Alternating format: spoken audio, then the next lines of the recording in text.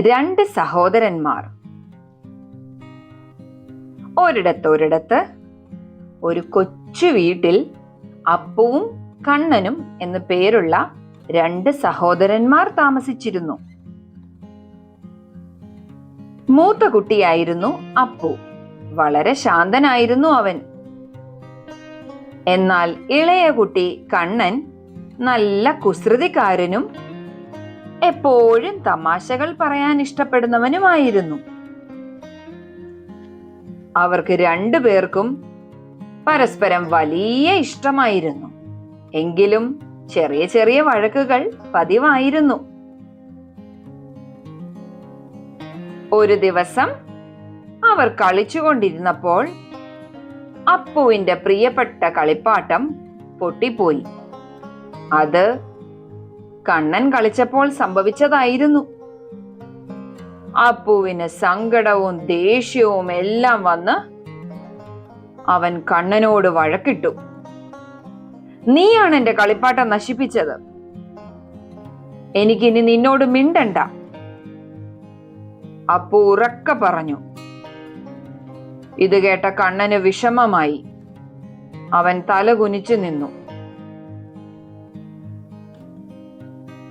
ഇതെല്ലാം കണ്ടുകൊണ്ട് അവരുടെ അമ്മ അവിടെ നിൽപ്പുണ്ടായിരുന്നു. അമ്മ അവരെ രണ്ടുപേരെയും അരികിലേക്ക് വിളിച്ചു. എന്നിട്ട് പറഞ്ഞു, നിങ്ങൾ സഹോദരന്മാരാണ്. ചെറിയ തെറ്റുകൾ സംഭവിക്കാം.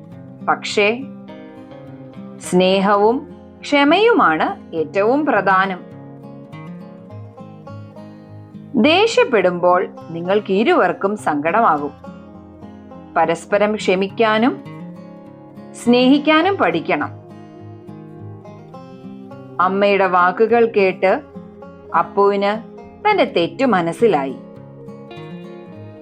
അവൻ കണ്ണനോട് പറഞ്ഞു, കണ്ണാ, എനിക്ക് ദേഷ്യം വന്നപ്പോൾ ഞാൻ അങ്ങനെ പറഞ്ഞതാണ്. നീ വിഷമിക്കണ്ട. നമുക്ക് ഈ കളിപ്പാട്ടം ഒരുമിച്ച് നന്നാക്കാൻ നോക്കിയാലോ? കണ്ണൻ ചിരിച്ച് അവർ കെട്ടിപ്പിടിച്ചു. പിന്നീട് അവർ ഒരുമിച്ച് ആ കളിപ്പാട്ടം നന്നാക്കുകയും ചെയ്തു. അന്നു മുതൽ അപ്പുവും കണ്ണനും വഴക്കുകൾ ഉണ്ടാക്കിയാൽ പോലും പെട്ടെന്ന് ക്ഷമിക്കാനും സ്നേഹത്തോടെ പെരുമാറാനും പഠിച്ചു.